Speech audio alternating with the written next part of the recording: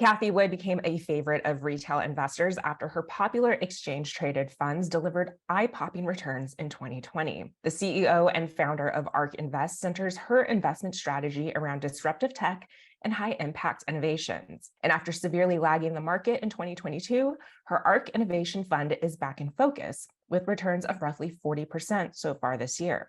On this IBD Explains, we ask, what is Cathie Wood's stock picking strategy and what can investors learn from her trading style?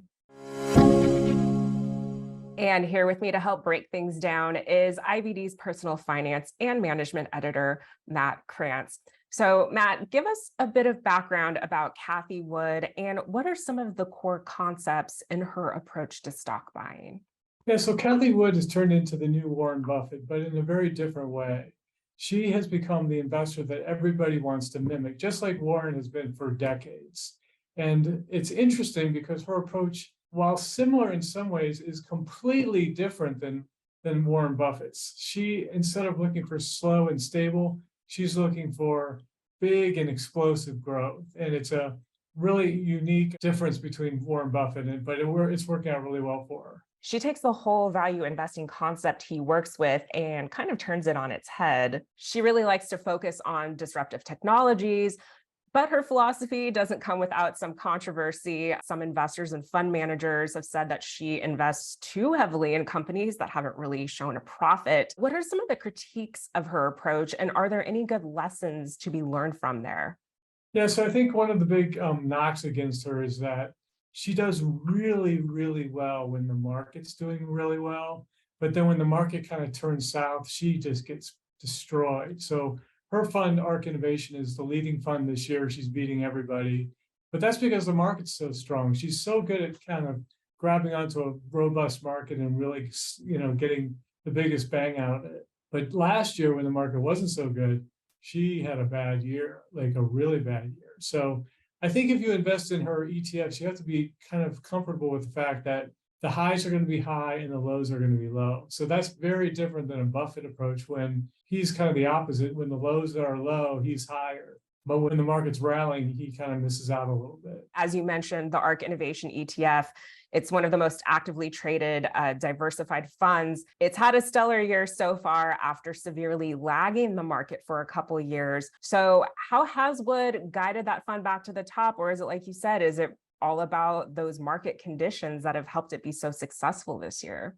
Great question. That's what everyone wants to know. So, we've got an interesting thing going on where she's outperforming in a year where it's all about big cap tech, NVIDIA, Meta, Google, Microsoft, all these guys. But she's beating the S&P and she's beating the QQQ, the NASDAQ 100.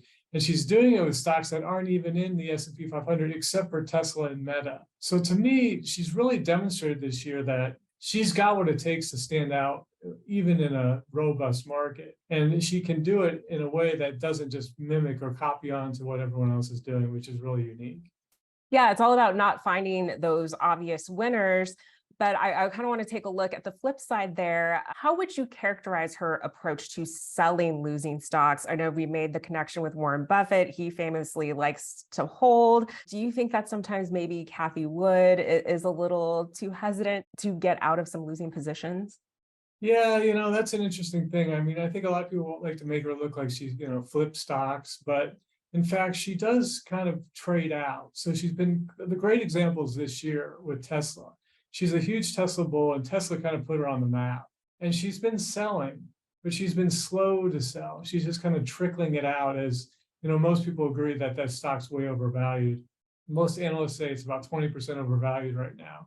So she just kind of slowly trickles out. She's looking more at like the business rather than the stock. She's willing to kind of watch a stock just get pounded if she's convinced that it's going to be a breakthrough company in the future. So that's a great criticism. I think it's true in some cases, but this year she's really proven her skill at kind of scaling out of winning names. What are some lessons then for investors? Because as you said, maybe she held on to names like Tesla and Zoom a little bit too long during their sell-offs. What does that kind of illustrate about this holding and hoping approach sometimes when we buy the stock and we just get a little too attached?